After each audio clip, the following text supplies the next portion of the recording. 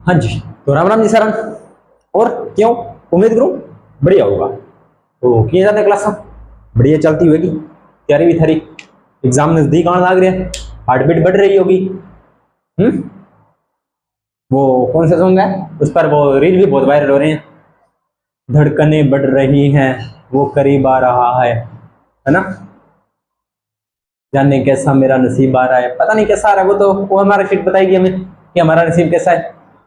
तो प्यारे बच्चों, ध्यान से भरना इन काले गोलों को, ध्यान से भरना इन काले गोलों को, यह आपकी किस्मत चमकाने का हुनर रखते हैं। ठीक है, चलिए करते हैं शुरू। क्वेश्चन आंसर सीरीज चल रही थी, तो मैंने आपको बोला था अपना टॉपिक रहेगा अंतःस्रावी ग्रंथियां। चलो उस वो थोड़ा सा शुरू करने से पहले मैं आपको दो चार चीजें बता देता हूं कि हमारा जो शरीर है, हमारा जो मानव शरीर है, उसका कंट्रोल कौन करता है, संपूर्ण कंट्रोल या संपूर्ण संतुलन कौन करता है। तो आप बोलोगे सर मस्तिष्क करता है। कौन करता है, मस्तिष्क या ब्रेन। तो प्यारे बच्चों मुझे एक बात बताओ, ब्रेन का वजन कितना होता है एवरेज सर? 1300 से 1400 ग्राम, 1300 से 1400 ग्राम। पुरुष में पूछे तो 1400 ग्राम, और महिला में पूछे तो, ये वयस्क की बात हो रही है बच्चों, वयस्क तो 1200 ग्राम।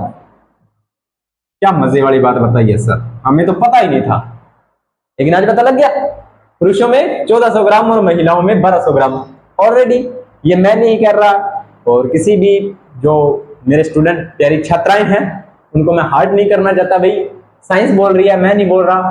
ठीक है, तो चलिए, तो ये दो बातें आपको ध्यान में रखनी है। पहला क्वेश्चन तो ये होगा, ब्रेन वजन 1200 से 1400 ग्राम। ठीक, अब देखो, क्या ब्रेन अकेला पूरी बॉडी का संतुलन कर सकता है क्या? इसको ना एक आप कहानी से समझो, छोटी सी मैं आपको कहानी बताता हूं कि मान लीजिए एक स्कूल है, स्कूल पूरा स्कूल है, पूरी स्कूल की बिल्डिंग है। तो उस स्कूल का जो प्रिंसिपल होता है, प्रिंसिपल के ऊपर भी कौन होता है, डायरेक्टर होता है, जो जिसका पूरा स्कूल होता है। प्रिंसिपल तो बाद में आते हैं, स्कूल का डायरेक्टर है। तो हमारा जो शरीर है वो एक स्कूल है या कॉलेज है, यूनिवर्सिटी है, जो भी अपनाना चाहो मान सकते हो। ठीक है, उसके बाद में जो उसका डायरेक्टर है वो होता है जी हमारा मस्तिष्क, क्योंकि उसी ने तो उसको बनाया है पूरा। अब पूरा मस्तिष्क है, क्या डायरेक्टर अकेला काम कर लेगा? क्या डायरेक्टर, अब पूरा कंट्रोल किसमें है? पूरा कंट्रोल कॉलेज पर किसका रहता है, डायरेक्टर का रहता है। लेकिन क्या वो डायरेक्टर सारे काम करता है? सारे काम सर कैसे, यानी कि प्रिंसिपल भी वही है, मैनेजमेंट भी वही है, टीचर्स भी वही है, सारे काम ऐसा वो अकेला कर सकता है? ठीक है, यानी कि टॉप जॉब से लेकर और फोर्थ ग्रेड की जो जॉब है वो अकेला डायरेक्टर हो सकता है क्या? सर इम्पॉसिबल है, नहीं हो सकता। तो वैसे ही हमारा शरीर होता है। देखो, संपूर्ण शरीर का कंट्रोल तो ब्रेन करता है, लेकिन ब्रेन आगे काम सौंपता है। तो वो काम कौन करती है? वो काम करती है जी हमारी ग्रंथियां। कौन करती है जी?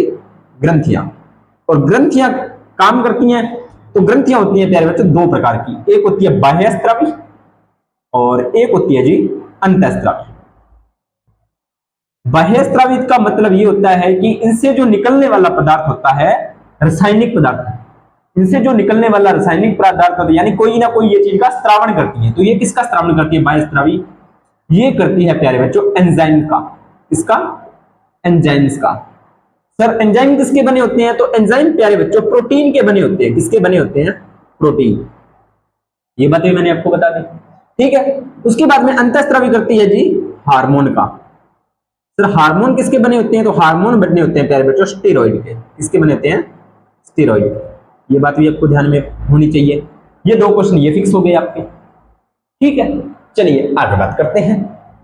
तो ये ग्रंथियां होती हैं, अलग अलग अपने अपने काम करवाती हैं। इतनी बात उम्मीद करता हूं आपको समझ में आ गई होगी। आगे बात करें, थोड़ा सा इसका ना आप नोट कर लो ताकि आपको बाद में दिक्कत ना आए।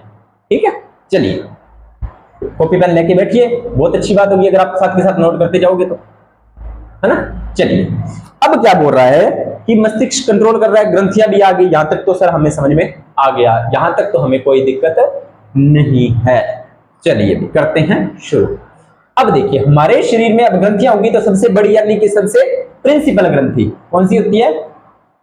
प्रिंसिपल, हिंदी मेरी वीक है भाई। प्रिंसिपल ग्रंथि होती है जिसे बोलते हैं हाइपोथैलेमस। हाइपोथैलेमस ये मस्तिष्क का वैसे एक भाग होता है, ठीक है। अब प्रिंसिपल के नीचे कौन काम करता है? इस प्रिंसिपल को मास्टर ऑफ मास्टर भी कहते हैं। क्या बोलते हैं? मास्टर ऑफ मास्टर, यानी कि मास्टरों का भी मास्टर, मास्टर ऑफ मास्टर। तो यही तो प्रिंसिपल होता है, जो मास्टर का मास्टर होता है उसे प्रिंसिपल बोलते हैं। अब सीधी सी बात है, ये प्रिंसिपल किसको काम देगा? मास्टरों को काम देगा। तो ये ग्रंथि भी फिर कौन सी ग्रंथि को काम देगी? मास्टर ग्रंथि को। कौन सी ग्रंथि को? मास्टर ग्रंथि को। अब मास्टर ग्रंथि कौन सी है? सभी जानते हो, शुरू से पढ़ते आ रहे हो, पीयूष ग्रंथि। कौन सी ग्रंथि? पीयूष ग्रंथि। अब मास्टर ग्रंथि क्या काम करेगी? आगे अन्य ग्रंथियों पर काम करती है। कितनी ग्रंथियों पर? ये क्वेश्चन पूछा था, तो याद रखना है प्यारे बच्चों, 7 ग्रंथियों पर यह काम करती है, यानी कि इन 7 ग्रंथियों से काम करवाती है, ठीक है। ग्रंथियों वाला चैप्टर अपने जब लैब सेशन का करेंगे तब डीप से करेंगे। अब जो अपना एग्जाम से मुझे जो लगता है करवाना चाहिए, मैंने जो आपको करवा रहा हूं, ठीक है। चलिए आगे बात करते हैं। उठाएं पहला क्वेश्चन, उठा लो सर। पीयूष ग्रंथि की बात कर रहे थे, तो पीयूष ग्रंथि की कर लेते हैं। यह ऑक्सीटोसिन का हार्मोन स्रावन करती है। कल मैंने आपको ऑक्सीटोसिन के बारे में बताया था। क्या बताया था? कि इसे लव हार्मोन भी कहते हैं, माता और शिशु के मध्य प्रेम को जो दर्शाता है, ठीक है, पहली बात। दूसरा, इसे एक प्रकार से लैंगिक हार्मोन भी बोल देते हैं, यानी कि ये हार्मोन सेक्सुअली एक्टिवेट भी कर सकता है, थोड़ा सा, मतलब ज्यादा इसमें नहीं रहता, लेकिन कहीं ना कहीं ये सेक्सुअली एक्टिवेट रहता है, ठीक है। जो माँ जो डिलीवरी होती है, सॉरी, जो लेबर पेन होता है, लेबर पेन या प्रसव पीड़ा बोलते हैं, लेबर पेन। एक बार एग्जाम में लेबर पेन पूछ लिया था, लेबर पेन, या इसे बोलते हैं प्रसव पीड़ा, प्रसव पीड़ा। यानी कि जब डिलीवरी होने वाली होती है, यानी कि जब प्रसव होने वाला होता है, तब जो प्रेग्नेंट गर्भवती महिला होती है उसके दर्द होता है, तो वो दर्द इस हार्मोन की वजह से होता है। कौन सी हार्मोन की वजह से? ऑक्सीटोसिन हार्मोन की वजह से। कई बार क्या होता है, दिन तो पूरे हो जाते हैं, कितने 280 दिन तो पूरे हो जाते हैं, महिला के लेबर पेन शुरू नहीं होता। तो ये भी बहुत खतरनाक बात है, अभी लेबर पेन शुरू होना जरूरी है। तो डॉक्टरों के पास लेके जाया जाता है, दिन पूरे हो रहे हैं लेकिन लेबर पेन नहीं हो रहा, डिलीवरी नहीं हो रही, तो डॉक्टर उसे ऑक्सीटोसिन का इंजेक्शन देता है और लेबर पेन करवाता है और उससे डिलीवरी करवाते हैं। ये भी आपको ध्यान में होनी चाहिए। दूसरी, सबसे छोटी अंतःस्रावी ग्रंथि, यानी कि मानव शरीर की सबसे छोटी अंतःस्रावी ग्रंथि पूछे तो कौन सी होगी? आपकी पीयूष ग्रंथि होगी। 2 क्वेश्चन। मास्टर ग्रंथि बता ही दिया, इसकी लोकेशन कहां है? तो यह भी मस्तिष्क में पाई जाती है। एक हार्मोन है जिसका नाम है TSH, थायराइड उद्दीपक हार्मोन। अब देखो, मैंने यहां पे क्या बताया था, एक मैंने अभी एक बात बताई थी आपको। क्या बात बताई थी? कि जो पीयूष ग्रंथि है वो 7 ग्रंथियों पर काम करती है, तो उसमें से 7 में से एक ग्रंथि है, कौन सी? थायराइड ग्रंथि। कौन सी ग्रंथि? थायराइड। ये थायराइड ग्रंथि हमारे गले में पाई जाती है, तो ये ग्रंथि जो पीयूष ग्रंथि है वो इसको काम करवाएगी। तो यह एक हार्मोन भेजती है, कौन सा? TSH, थायराइड उद्दीपक हार्मोन, थायराइड उद्दीपक हार्मोन। इस हार्मोन का पीयूष ग्रंथि सीक्रेशन करती है। यह हार्मोन स्रावित होता है, यह जाता है थायराइड ग्रंथि के पास। कौन सी ग्रंथि के पास? थायराइड ग्रंथि के पास जाता है। थायराइड ग्रंथि है जो आराम से घोड़े गधे बेचकर सो रही है, तो यह इसको कहता है कि नहीं, अब सोने से काम नहीं चलेगा, पीयूष ग्रंथि का आदेश आया है, पीयूष ग्रंथि का आदेश आया कि अपना काम शुरू करो। तो फिर ये थायराइड ग्रंथि अपना काम शुरू करती है। उम्मीद करता हूं समझ में आई होगी बात, ठीक है। चलिए अगली बात देखते हैं क्या है। इसके 2 भाग होते हैं, वो आपको याद रखने, भाग याद रखने हैं। वैसे अपने इसके बारे में डिटेल से पढ़ेंगे, अभी अपने पास टाइम नहीं है तो फटाफट करते हैं। एडिनो हाइपोफिसिस, पहला भाग एडिनो हाइपोफिसिस, दूसरा है न्यूरो हाइपोफाइसिस। ये 2 नाम आपको याद होने चाहिए, ठीक है। Adeno hypophysis, neuro hypophysis, adeno hypophysis, neuro hypophysis, ठीक है। यह एक और हार्मोन का स्रावन करवाती है। कौन सी? पीयूष ग्रंथि। पहला तो हो गया ऑक्सीटोसिन, दूसरा हो गया TSH, तीसरा हो गया GH। सर ये ABCD क्यों सिखा रहे हो कि G के बाद में H आता है? नहीं बच्चों, ये GH का मतलब होता है ग्रोथ हार्मोन, ग्रोथ हार्मोन या वृद्धि हार्मोन। यानी कि मानव शरीर में जो वृद्धि होगी, अब देखो, आप सोच रहे हो जब आप छोटे होते हो, कई बार एक चीज नोटिस करना कि अब आपका नाम कितने बड़े हो, लगभग एज में देखो, हाइट में देखो तो आप मेरे से थोड़े बहुत छोटे हो गए, मेरे से थोड़े बहुत बड़े हो गए। आप अपनी ना मम्मी या पापा से हाइट मैच करना था, आप उनके लगभग बराबर जाओगे। जैसे मैं मेरी फैमिली में सबसे हाइट में सबसे लंबा हूं, ठीक है, तो क्या मैं मेरे पापा या मेरी मम्मी से बड़ा हो गया? नहीं, ऐसा नहीं हुआ। तो मम्मी पापा मेरे से 20-25 साल बड़े हैं, यही तो बात है। तो ऐसा क्यों है कि मेरी हाइट उनके जैसी हो गई है? तो देखो, जब हमारी पीयूष ग्रंथि एक्टिव होती है तो एक एज तक हमारी जो हाइट होती है वो एक एज तक बढ़ती है। तो पीयूष ग्रंथि एक तो हार्मोन स्रावित करती है, ग्रोथ हार्मोन।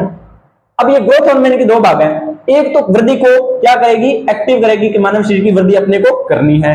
अब ये वृद्धि अगर मान लीजिए ये लगातार हमारा शरीर वृद्धि करता जाए, अब तो छात के लग जाएंगे, है ना, तो फिर रोकनी तो होगी। तो एक हार्मोन फिर उसको रोकने के लिए भी लगता है, ठीक है। ये अपने वृद्धि हार्मोन के बारे में जब डिटेल से पढ़ेंगे तब आपको अभी इतना ही ध्यान रखना है कि पीयूष ग्रंथि एक वृद्धि हार्मोन का सीक्रेशन करती है। उम्मीद करता हूं ये बात भी आपको समझ में आई होगी। चलिए, पीयूष ग्रंथि की अभी इतनी बातें हैं, आगे बात करते हैं अपने पराअवटु ग्रंथि। कौन सी ग्रंथि? पराअवटु ग्रंथि। ज्यादा मैं नहीं बताऊंगा डिटेल से प्यारे बच्चों, क्योंकि अपने रिवीजन कर रहे हैं तो फटाफट इसमें जहां से क्वेश्चन बनने वाले हैं, क्योंकि 5-6 नंबर की साइज है तो मैं फटाफट आपको करवा देता हूं, ठीक है। पराअवटु ग्रंथि, पराअवटु ग्रंथि से पराअवटु हार्मोन। अब ये पराअवटु हार्मोन क्या काम करता है? रक्त में कैल्शियम और फास्फेट का नियमन करता है। रक्त में कैल्शियम धातु होती है, आपको पता है, पोटेशियम भी होता है, सॉरी पोटेशियम नहीं, माफी चाहेंगे, पोटेशियम नहीं है प्यारे बच्चों, फास्फोरस है। पोटेशियम नहीं है, फास्फोरस है, मेरी गलती है, मैं एक्सेप्ट करता हूं, पोटेशियम नहीं है, फास्फोरस है। तो पराअवटु क्या काम करता है? रक्त में कैल्शियम व फास्फोरस का नियमन यानी कि उसका संतुलन बनाए रखती है कि ना ही तो रक्त में ज्यादा कैल्शियम होना चाहिए और ना ही रक्त में कैल्शियम की मात्रा कम होनी चाहिए। ज्यादा होगा तो भी खतरनाक है, कम होगा तो भी खतरनाक है, ठीक है। तो सीधी सी बात है, ये ग्रंथियों वाला इतना मतलब सिस्टमेटिक काम है ना कि जैसे सब्जी में नमक कम हो गया तो भी सब्जी का टेस्ट खराब, और सब्जी में नमक ज्यादा हो गया तो भी टेस्ट खराब। इस तरह से सब्जी में नमक की भांति ये हार्मोन और एंजाइम्स जैसे ग्रंथियां ये काम करती हैं। तो ये पूरा एक मतलब मेंटेन रखना है इसको, शरीर को, ठीक है, कम भी नहीं होना चाहिए। अब आप ऐसे नहीं बोल सकते कि सर ज्यादा है तो फिर इससे अच्छा ना ही हो। क्यों ना हो भाई? सब्जी में नमक ज्यादा हो जाए तो सब्जी टेस्ट नहीं लगता है, इससे अच्छा मत ही डालो। क्यों मत डालो? सब्जी में नमक नहीं डाले तो टेस्ट लगेगी नहीं लगेगी, ज्यादा डाल दोगे तो भी खराब। तो ये सेम सिस्टम हार्मोन्स का है, ठीक है। चलिए आगे बात करते हैं। पराअवटु हो गया, उसके बाद में थायराइड ग्रंथि। ये पाई जाती है हमारे गले में। डॉक्टरों से सुना होगा कि थायराइड बढ़ गई, थायराइड की मात्रा बढ़ गई, थायराइड का टेस्ट करवाते हैं, ये सारी बातें, ठीक है। चलिए इसके बारे में समझते हैं। थायराइड ग्रंथि हार्मोन स्रावित करती है थायरोक्सिन हार्मोन का। कौन से हार्मोन का प्यारे बच्चों? थायरोक्सिन हार्मोन का, ठीक है। मैं थोड़ा सा पानी पी लेता हूं, आप भी पी लीजिए।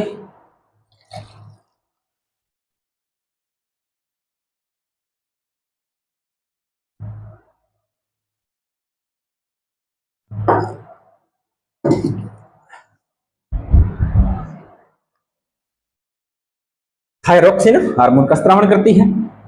अगला क्वेश्चन, मानव शरीर की सबसे बड़ी अंतःस्रावी ग्रंथि।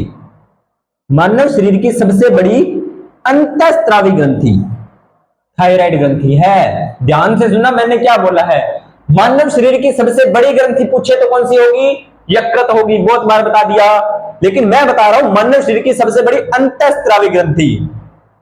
सर ये अंतःस्रावी है तो फिर यकृत क्या होगी? यकृत प्यारे बच्चों बाह्यस्रावी हो जाएगी, बस, ठीक है। शरीर के तापमान का नियंत्रण करती है।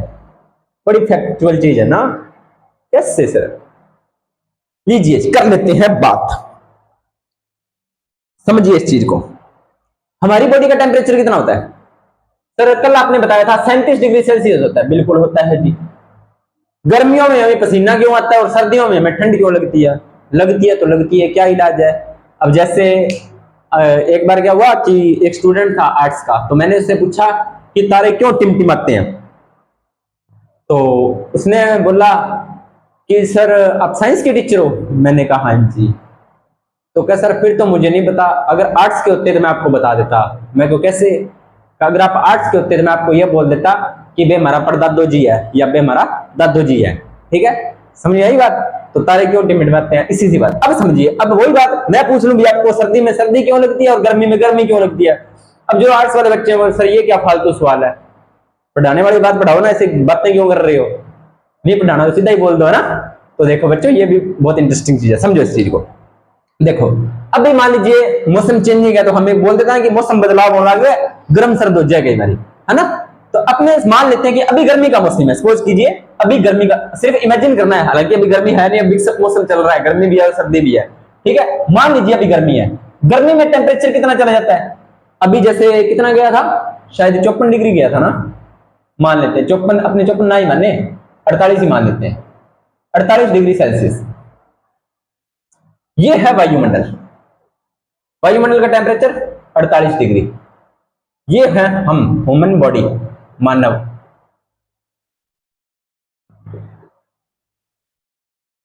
ये है मानव, इसका कितना टेम्परेचर है, इसका सर 37 डिग्री। अब ये टेम्परेचर वायुमंडल का ज्यादा है, इसके शरीर का है कम। तो अब ये जो टेम्परेचर है ना, वो क्या कर रहा है कि इसके टेम्परेचर को वापस 48 पे लाने का प्रयास कर रहा है। ये बाहर वाला टेम्परेचर अभी ये भी 48 का हो जाए, लेकिन बॉडी ऐसा नहीं होने देती। तो बॉडी क्या करती है, बॉडी अपने शरीर से निकालती है पसीना। क्या निकालती है, पसीना निकालती है। पसीना निकाल लेगी, जैसे ही पसीना निकाल लेगी, क्योंकि अब बाहर का टेम्परेचर 48 डिग्री है, तो ये बॉडी को टेम्परेचर क्या कर रहा है, 48 पे लाने का प्रयास कर रहा है। अगर मान लीजिए हमारी बॉडी का टेम्परेचर 48 डिग्री हो जाए, फिर तो खत्म है काम, सीधी सी बात है, बंदे की डेथ कंफर्म है, ठीक है।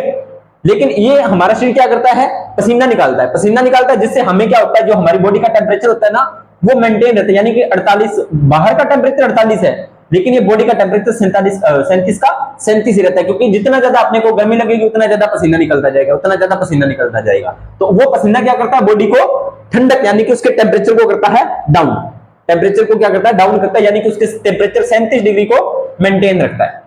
क्लियर बात, ठीक है जी। अब भी बात कर लेते हैं अपने सर्दी की, चलिए सर्दी की बात थोड़ी सी कर ही लेते हैं। तो ये सर्दियों में हमारा बॉडी का टेम्परेचर कितना रहता है, सर हमारा तो 37 ही रहेगा, आपने बताया है, बिल्कुल 37 रहेगा। वायुमंडल का कितना रहता है, मान लीजिए वायुमंडल का 5 डिग्री मान लेते हैं, तो अब ये 5 डिग्री है, ये 37 है, ज्यादा इसका बॉडी का, तो सीधी सी बात है, इसका टेम्परेचर कम है, तो ये टेम्परेचर अब बॉडी के टेम्परेचर को डाउन करने का प्रयास करेगा, टेम्परेचर को क्या करेगा, डाउन करने का प्रयास करेगा। तो हम क्या करते हैं, हम गर्म कपड़े पहनते हैं, मोटे मोटे कपड़े पहन लेते हैं, रजाई ओढ़ लेते हैं, कंबल ओढ़ लेते हैं, ताकि बाहर का टेम्परेचर जो हमारी बॉडी पर हावी ना हो। फिर भी हमें ठंड लगती है, तो हमें जब ठंड लगती है तो हमें क्या होते हैं, ठिठुरन महसूस होती है। क्या होती है, ठिठुरन महसूस होती है। वो ठिठुरन होती है, हमारी बॉडी में होती है कंपन, जिससे हमारी बॉडी से निकलती है एनर्जी, एनर्जी निकलती है, और ये टेम्परेचर को रख देता है मेंटेन। इसलिए हमें गर्मियों में गर्मी लगती है और सर्दियों में सर्दी लगती है। तो ताप नियमन कौन सी ग्रंथि करती है, ताप नियमन करती है प्यारे बच्चों थायराइड ग्रंथि, गले में पाई जाती है। अगर इसकी मात्रा बढ़ जाती है, किसकी, थायरोक्सिन की मात्रा बढ़ जाती है, हमें प्लूमर रोग हो जाता है। कौन सा रोग हो जाता है प्यारे बच्चों, प्लूमर रोग हो जाता है। अंतःस्रावी ग्रंथियों की बात कर ली अपने, नलिका विहीन होती है, हार्मोन्स का सीक्रेशन करती है। पैरोटिड ग्रंथि, पैरोटिड ग्रंथि पाई जाती है प्यारे बच्चों हमारे कान के नीचे, ठीक है, पैरोटिड कान के नीचे, ठीक है, पैरोटिड कान के नीचे, याद हो गया। चलिए आगे बात करते हैं, ठीक है। उम्मीद करता हूं अच्छी लग रही होगी क्लास, अच्छी लग रही है तो लाइक करें, शेयर करें, कमेंट करें, सब्सक्राइब करें, स्टेटस भी डाला करो भाई, ठीक है। आज मैंने एक चीज और नोटिस किया है कि डेली डेली हमारे सब्सक्राइब है वो कम होते जा रहे हैं, ठीक है। तो जो मैंने कल भी बोला था कि जो चैनल को अनसब्सक्राइब कर रहे हैं, मुझे कोई प्रॉब्लम नहीं है अगर आप अनसब्सक्राइब कर रहे हो तो, लेकिन मैं आपसे एक ही बात कहना चाहूंगा कि चैनल को अनसब्सक्राइब करने से पहले मेरी एक वीडियो पर ये कमेंट कर जाएं कि सर आप में ये कमी है, हमें आपकी क्लासें अच्छी नहीं लगती, क्योंकि सभी की पसंद अच्छी नहीं होती, ठीक है। चलिए आगे बात करते हैं।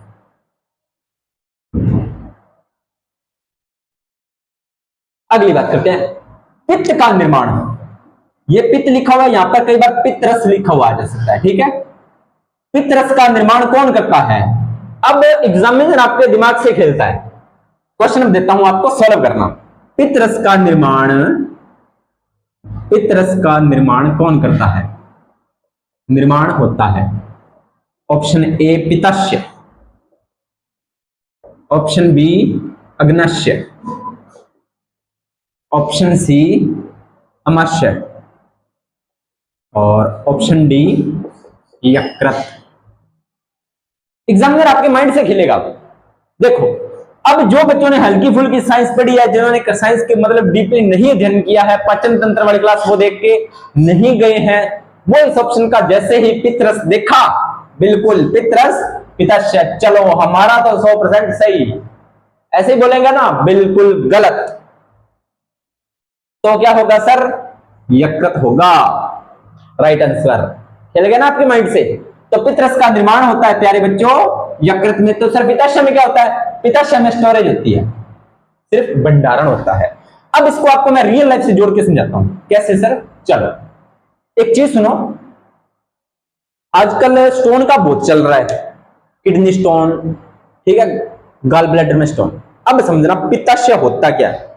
देखो स्टोन जो किडनी में होती है ना, वो तो प्यारे बच्चों निकल जाती है। स्टोन का सूत्र मैंने आपको बता ही दिया था, कैल्शियम ऑक्सलेट के कण होते हैं। जो हमारा पित्ताशय होता है ना, वो है, हरे पेन से बना रहा हूं, कुछ इस प्रकार की थैली होती है, इस प्रकार एक थैली नुमा संरचना होती है, और कुछ नहीं होता, ठीक है, इस तरह से। चलो इसको थोड़ा ढंग से बनाते हैं, आपको समझ में एक चीज समझाता हूं। वैसे ज्यादा ढंग से तो नहीं बनाएंगे, फटाफट बनाएंगे।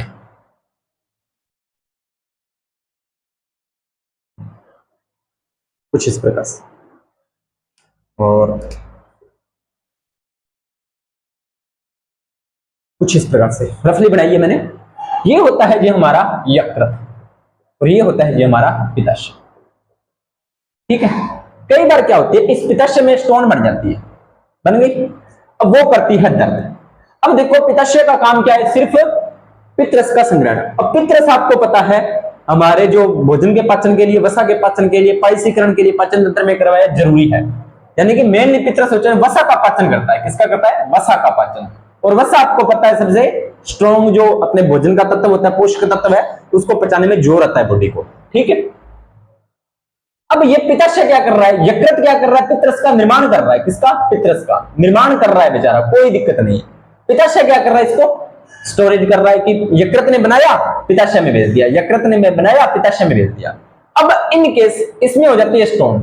अब इसका कोई इलाज नहीं है, इसको आप दवाइयों से नहीं खोल सकते। डॉक्टर क्या करता है? आपके इस पित्ताशय को शल्य क्रिया के द्वारा हटा देता है, जिसे बोलते हैं गॉल ब्लैडर का ऑपरेशन, ठीक है। चलिए अब आपकी बॉडी पर प्रभाव क्या पड़ेगा? डॉक्टर आपको बोलेगा कि आपको भारी खाना नहीं खाना, यानी कि ये तेल वसा वाली चीजें नहीं खानी। क्यों नहीं खानी? क्योंकि उसका पाचन फिर अच्छे ढंग से हो। ऐसे नहीं बोल रहा पाचन नहीं होगा, पाचन तो होगा लेकिन अच्छे ढंग से नहीं होगा। क्योंकि पाचन तो होगा, यकृत क्या कर रहा है? पित्तरस का निर्माण कर रहा है बेचारा, कोई दिक्कत नहीं है, वो करता जा रहा है, लेकिन बॉडी में स्टोर नहीं हो रहा, बस इसलिए थोड़ा आपको वो मना कर देता है। अब तो उम्मीद करता हूं समझ में आई होगी। आगे है थाइमस ग्रंथि। थाइमस ग्रंथि कौन से हार्मोन का स्रावन करती है? थाइमस से थाइमोसिन, बस। मिश्रित ग्रंथि हमारे शरीर में कौन सी होती है जी? एक ही होती है। मिश्रित ग्रंथि के बारे में पाचन तंत्र में विस्तार से बता चुका हूं, अग्नाशय ग्रंथि होती है जी। ये कौन से हार्मोन का स्रावन करती है? ग्लूकागोन और इंसुलिन। ग्लूकागोन और इंसुलिन एक दूसरे के विरोधी हार्मोन है, एक दूसरे के अपोजिट है, ठीक है। एक उत्तर है तो दूसरा दक्षिण है। ये बोला मैं ऐसा नहीं करूंगा, तो ये बोलता मैं तो ऐसा ही करूंगा, ठीक है। ये बोलता है हमारे ऐसा यहां नहीं होता, तो वो बोलता है हमारे यहां ऐसा ही होता है, ठीक है। तो ये दोनों हार्मोन आपको ध्यान में रखने। अब आपके लिए एक इंपॉर्टेंट न्यूज है, वो मैंने कल वाली क्लास से आपको जोड़ देता हूं। कोलेस्ट्रम क्या होता है? कोलेस्ट्रम बोला, कोलेस्ट्रॉल नहीं बोला। कोलेस्ट्रम होता है, ध्यान से सुनना, इसको सामान्य भाषा में खीस बोलते हैं। बहुत बार बता दिया वैसे तो, लेकिन फिर बता देता हूं, इसमें आ गया था। स्तन ग्रंथि से निकलने वाला मां का पहला दूध। स्तन ग्रंथि से निकलने वाला, जो जैसे ही कोई शिशु का जन्म होता है तो उसकी मां की जो स्तन ग्रंथि होती है वो एक्टिव हो जाती है दूध बनाने के लिए। प्रोलैक्टिन हार्मोन, ऑक्सीटोसिन हार्मोन कल बात कर चुके थे। तो उससे जो दूध निकलता है वो होता है हल्के पीले कलर का। वो शिशु को पिलाया जाता है। शिशु को पिलाया जाता है कब तक? लगभग 6 माह तक वही दूध पिलाया जाना चाहिए। तो शिशु को फायदा क्या है? क्योंकि शिशु की जो रोग प्रतिरोधक क्षमता होती है वो बढ़ती है, यानी कि बच्चा जल्दी से बीमार नहीं पड़ता। मानव शरीर में ग्लूकोज का संग्रहण, हमारे शरीर में ग्लूकोज का संग्रहण होता है जी ग्लाइकोजन के रूप में। किसके रूप में? ग्लाइकोजन के रूप में। ये भी बताया होता है कहां पे होता है? यकृत में होता है। पीनियल ग्रंथि, क्या बात है, इसकी बात कर लेते हैं थोड़ी सी ना। ये तो फटाफट बताई हुई मैंने, इसलिए फटाफट रिवाइज कर दिया आपको। इसे बोलते हैं आत्मा का स्थान, यानी कि अपने बोलते हैं हमारे शरीर में आत्मा है, हमारे शरीर में आत्मा है, तो ये आत्मा हमारी पीनियल ग्रंथि में ही है।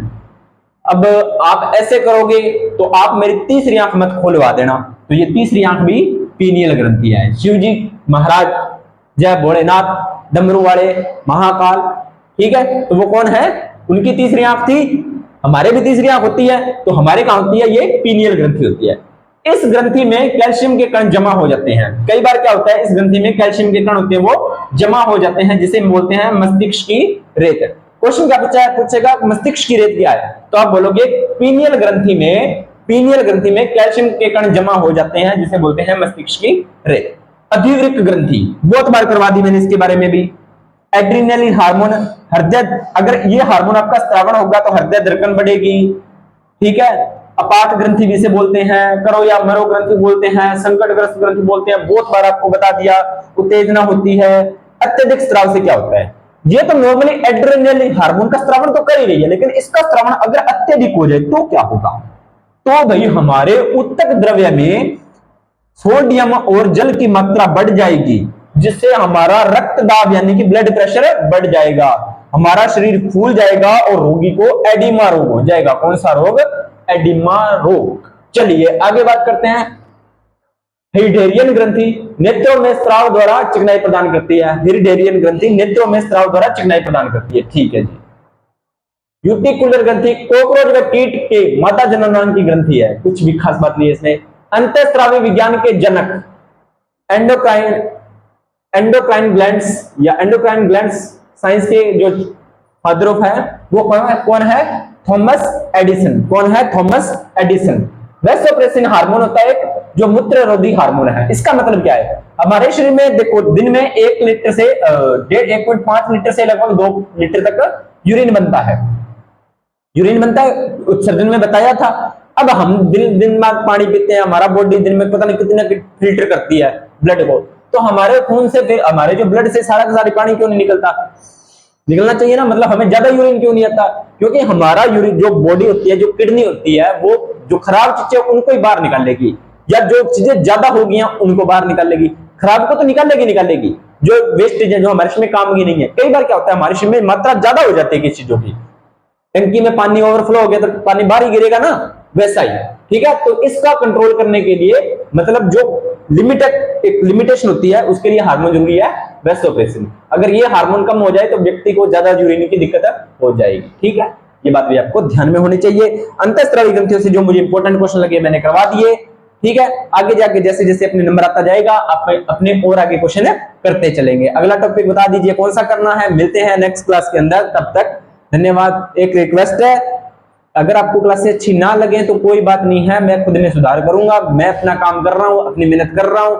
क्लासेस देखो तो भी बहुत अच्छी बात है, और आप और लोगों को शेयर किया करो, उसमें कोई दिक्कत नहीं है। पर अगर चैनल को अनसब्सक्राइब करते हो तो आप बता के जाया करो बस, और मुझे ये नहीं है कि आप अनसब्सक्राइब क्यों कर रहे हो, बस मुझे बता दिया करो इसलिए कर रहे हो, कोई दिक्कत नहीं है, ठीक है। मुझे आपके पढ़ने से मतलब है, बस बात खत्म।